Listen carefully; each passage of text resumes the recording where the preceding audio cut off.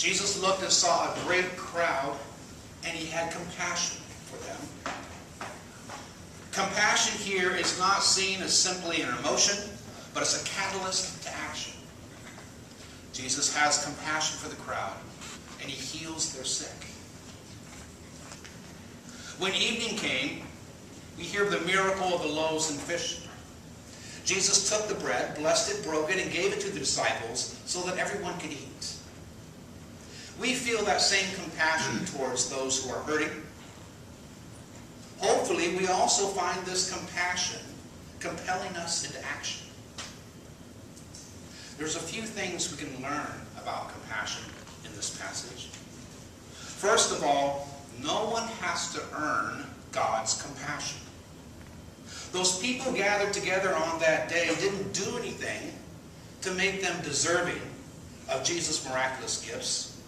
All they had to do was show up. No one needs to earn our compassion either. We offer God's healing. We offer spiritual and physical nourishment to everyone, if they deserve it or not. We feed the hungry because we have compassion for them. Not because they deserve it. Not because they are good people. Not because we are good people. And not because they meet some kind of income guideline. We feed them because they are hungry. I would imagine there's a few people here this morning who have gone hungry for a long period of time. I'm told that after a couple of weeks, you start losing that craving for food. In the years that I lived on the street, my experience of this rich nation is you can always find a little bit of food somewhere. So you never really lose that craving for food. I can remember times when all I could think about was how empty my stomach was. And during those times, I would agree to lots of strange ideas if he would promise me a meal. Would I accept Jesus Christ as my personal Lord and Savior if you feed me? You bet I would. We don't feed the hungry with the hope of making converts. We feed them because they are hungry, period. We feed them because this is what Jesus told us to do in the 25th chapter of Matthew. Jesus commends those who have fed the hungry, clothed the poor, and visited those who are sick and in prison. He tells us that when you have done this for the least of those who are of my family, you have done it for me. Now, I acknowledge the wisdom in the idea that if you feed them a fish, you feed them for a day. If you teach them to fish, you feed them for a lifetime. There's wisdom in that. And I understand the idea of tough love, that sometimes we have to use drastic measures to stop the dysfunctional behavior that is sometimes at the root of poverty. I get those ideas, and I think sometimes they're very appropriate. But at the same time, my concern is once in a while I feel like those ideas are used as an excuse to do nothing. The United Nations estimates that today 842 million people in this world are suffering malnutrition to the point where their health, their productivity, and their life expectancy is impaired. 20,000 people die each day of hunger-related causes. No one needs to go hungry. There is plenty of food. I think maybe we need to reconsider our inclination to treat the poor like they're some kind of trained seal. We don't reward them for right behavior.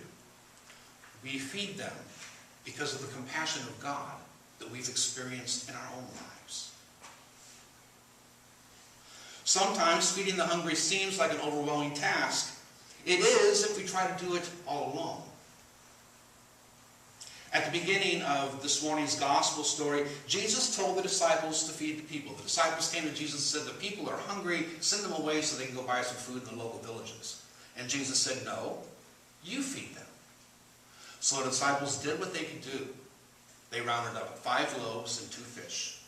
And they presented that little bit of food to Jesus and trusted him to do the rest. And he did. We do what we can do first, and then we trust God to do the rest. I think we miss that point sometimes. There's a story about a man who was visiting a local church. He arrived a little bit early, so he sat on the front porch, waiting for the doors to be opened. Pretty soon along came an elderly man walking with a limp. The visitor introduced himself to the man, who turned out his name was Joe. And Joe told him that he had been opening up this church for services on Sunday for 35 years. So Joe turned on the lights, got the furnace going, and got ready for the service. After the service, as the people were filing out of the church, the visitor noticed that a number of them stopped to speak with old Joe, asked him how his bad knee was doing, and then promised to keep Joe in their prayers. When they're all gone, the visitor commented to Joe, "Well, it must make you feel good to know all these people are praying for you." "Yes, the prayers are nice," said Joe, "but what I really could have used today was a ride home." We do what we can do first, and then we trust God for the rest. At the other extreme, we have to be careful that we don't start thinking we can solve the world's problems on our own. I find that when I try to show compassion on my own, I'm often thwarted because of my fear that there might not be enough. I want to help, but my glass is already half empty. When I remember to take the situation to God in prayer, I'm instilled with hope. And I'm reminded that my glass is half full. There is enough food to feed the hungry. There is enough grace to feed the faithful of God. There will always be enough if we put our trust in God's abundance and not in the ways of this world, which are usually driven by the fear of scarcity.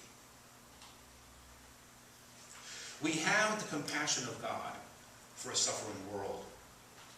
Let us work together to alleviate the suffering all around us. Let us do all that we can do, and then trust God for the miracle. Amen.